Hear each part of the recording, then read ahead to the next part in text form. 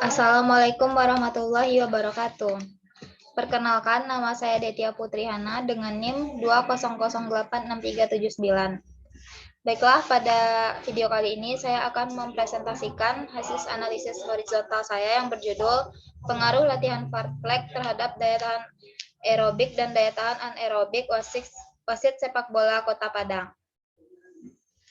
Dan fartlek terhadap daya tahan aerobik dan anaerobik wasit sepak bola Kota Padang. B. Masalah. Banyak pelatih dan penonton yang protes, bahkan terjadi kericuhan terhadap keputusan-keputusan yang diambil oleh wasit dianggap merugikan klub. Sehingga wasit dalam memimpin pertandingan berada 10 meter daripada bola, sehingga dapat melihat dengan jelas pelanggaran-pelanggaran yang terjadi.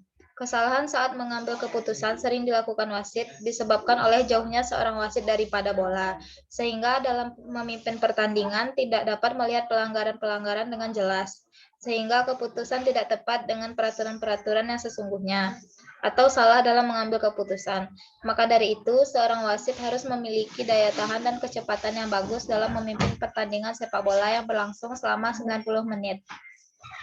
C. Variabel. Latihan fartlek, variabel bebas X, daya tahan aerobik, variabel terikat Y1, dan daya tahan anaerobik, variabel terikat Y2. D. Jenis penelitian. Penelitian ini termasuk jenis penelitian eksperimen semu.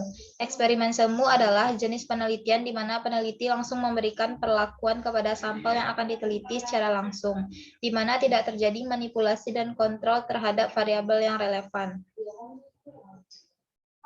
Adapun variabel yang dibutuhkan dalam penelitian ini, variabel bebas adalah latihan fartlek X1, sedangkan variabel terikatnya yaitu daya tahan aerobik Y1 dan daya tahan anaerobik Y2. Di mana rancangan penelitian ini menggunakan the one group pretest protest dan desain.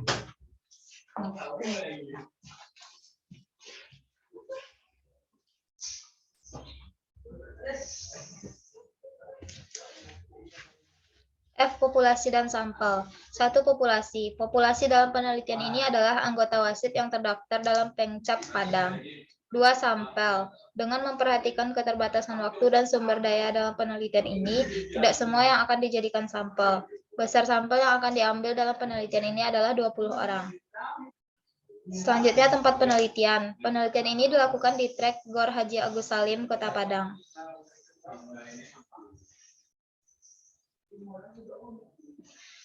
Selanjutnya, instrumen penelitian. Untuk mendapatkan data dalam penelitian ini, maka dilakukan 2 tes, yaitu tes awal dan tes akhir. 1. Tes awal. Sebelum perlakuan diberikan pada anggota wasit selama 16 kali perlakuan, maka dilakukan tes awal terlebih dahulu, yaitu melakukan tes daya tahan aerobik dan anaerobik. 2. Tes akhir. Setelah penerapan latihan dilakukan selama 16 kali perlakuan, maka dilakukan tes akhir terhadap anggota wasit. Bentuk tes akhir sama dengan bentuk tes awal. Tes ini dilakukan untuk mengetahui adanya peningkatan setelah diberikan perlakuan tes kesegaran multitahap.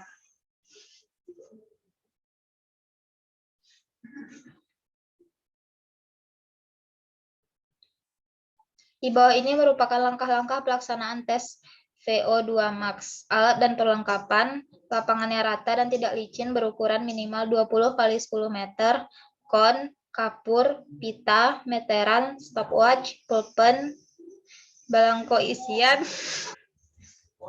tip recorder, kaset pemandu gerakan tes.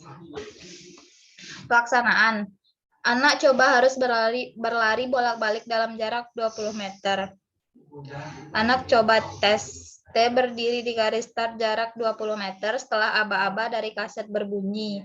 Anak mencoba berlari ke garis finish, mengikuti irama dan berlari kembali ke tempat start sesuai dengan irama musik pada kaset. Begitu segera kembali dan begitulah seterusnya sampai tidak sanggup lagi berlari sesuai dengan irama dan ketentuan. Jika suara sudah sampai pada garis finish, belum terdengar irama dan ketentuan, maka tes harus menunggu sampai suara terdengar untuk berlari kembali. Anak coba dianggap tidak sanggup apabila ia sudah terlambat sampai di garis batas. Setiap level terdiri dari beberapa balikan dan harus ditempuh dalam waktu 1 menit. Penilaian diberikan berdasarkan nilai tingkat atau level dan balikan yang dicapai. Skor perlahan dikonversikan ke dalam to max equivalent score dengan menggunakan tabel. Makin tinggi level kemampuan, maka semakin tinggilah kemampuan kapasitas aerobik yang dimiliki. Selanjutnya, teknik analisis data. Penelitian ini dapat diolah dengan memakai statistik deskriptif dan inferensial dengan rumus uji T, sampel terikat. Sebelum analisis uji digunakan, terlebih dahulu dilakukan uji normalitas data. Karena uji T hanya dapat digunakan untuk menguji perbedaan mean dari dua sampel yang diambil dari populasi yang normal. Baiklah, sekian presentasi dari saya. Apabila ada kata-kata saya yang salah, mohon dimaafkan. Wabillahi taufiq wal hidayah. Assalamualaikum warahmatullahi wabarakatuh.